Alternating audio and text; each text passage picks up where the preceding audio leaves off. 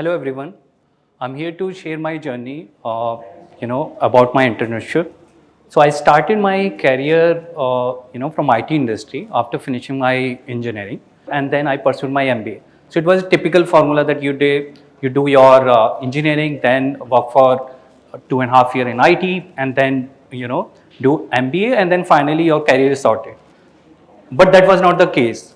After working couple of years in marketing post my MBA, I realized that there was something missing. Somewhere I'm feeling that whatever learning I had in my in my career, I wanted to do something on my own. So there comes a time where you have to take a call. Do you want to start something on your own? I had taken that hard call. So I started my digital marketing agency. Now, the thought was very clear from the day one that we have to generate a value addition to our customer. So I used to see, these brands where they'll give you, let's say, 40% flat offer or buy one get one free, something like that. So I used to observe that what these brands would do, that they'll put every offer in bold, and in very small sign, a strict sign, they would mention that it's only applicable on, or it's not applicable on new collection, or it's applicable only when you're buying so and so value of order value. So I realized that this is not the right way to communicate. So that's how I named my agency as Noastrix.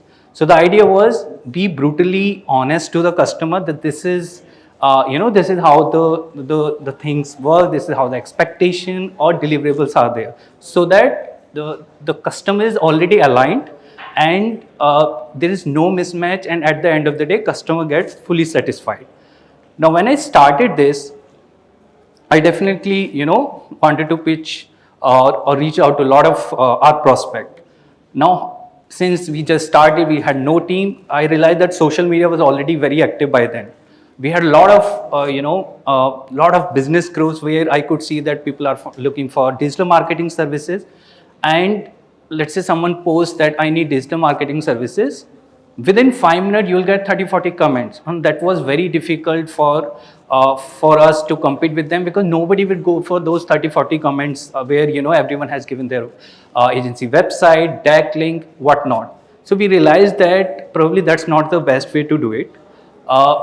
So the focus point was getting attention. How could I do that without, or how could I do it differently without competing with, these agencies who have full-fledged team to, to reach out to a customer. So I started giving value. So whatever I was learning, whatever I was testing, I started sharing this in the groups, social media groups.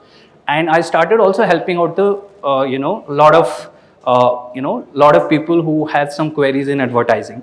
And that's how I was able to create a rapport, and I started getting attention. Now the next stage was, if I'm able to have their attention, I've got their attention, their time, how do I differentiate myself? Because I'm also a digital marketer. Lakhs of people were already into digital marketing. How do I differentiate that? Then I realized that if I want to differentiate, I have to niche down. So I have to specialize my domain. So I specialize myself in e-commerce. So whenever someone would ask me, what are you into? So I would say I'm a data-driven e-commerce digital marketer. Now that the name itself suggests what you are actually into, because a lot of digital marketers are there, a lot of e-commerce digital marketers are there. But when it comes to data-driven, only very few people were focusing upon that. Now, what happens? Every one of us, would have shopped from online website, and we all know that we could have gone to that website from n number of sources. We could have gone through any social media ad, Google search engine, or Google ad, or probably SMS or WhatsApp, whatnot, or email for that matter. So a customer can involve a lot of more channels, and that's very important when it comes to performance marketing. We need to understand how these channel dynamics works, and that's where web analytics come into picture. That's where the data driven thing comes into picture, and that's how we try to differentiate. And since we were able to differentiate, we started getting a lot of opportunity to working with, working with a lot of brand in D2C space, be it apparel section, food and beverages, personal care, decor, you name it, we would have worked in, most of the spaces, most of the vertical in this domain. Now, the next thing which we realized that we were struggling to scale up. And that's where we learned our next lesson, that it's very important to have partners, working partners or collaboration. I know that being an entrepreneur, we are always tempted to do everything on our own. I also learned it hard way. So I was struggling, then I realized that probably the collaboration and the partnership is the way to go. I talk to a lot of people who have a similar mindset, similar philosophy when it comes to customer services.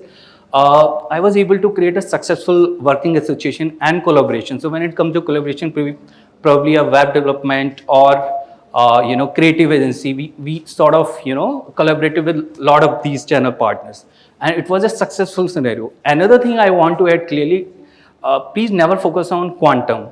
You always go for quality. So it's a very famous marketing principle, Pareto principle, 80-20 rule. So your 20% of top 20% of your collaborators, working partner, they'll be able to give you 80% of revenue. So that's the thing I learned hard way. Now what happens is, after this, there is a very important aspect of any entrepreneur is, we face a lot of experiences, a lot of situations which most of the time we may not be able to share with everyone. So that's very important, guys. You have to have a very strong support system in place. If that is there, you are sorted. So fortunately, I have a very supporting wife. I have a very supporting family and friend circle whom I can share everything without being judged, without even having a doubt that I failed these many times. So I had that ecosystem in place for myself. The very important thing which I would want to share in last, that please have some more friends in entrepreneurship circle only, because if let's say there's a problem of scaling up, is a problem of building a strong team or any other, a friend who is also entrepreneur by himself or herself may be able to connect you better, and they can quickly probably suggest you a few things which your friend or your family can always listen, or wife can always listen to, but they may not be able to suggest you. This is very important for all of our entrepreneurs to understand this aspect. So there's a famous Charlie Chaplin line that I always walk in the rain, so no one can see me crying. So this is what a typical entrepreneurship journey looks like, but never be that way. Have a strong ecosystem in place, and then keep hustling, keep growing, and having fun. Yeah, that's it from me.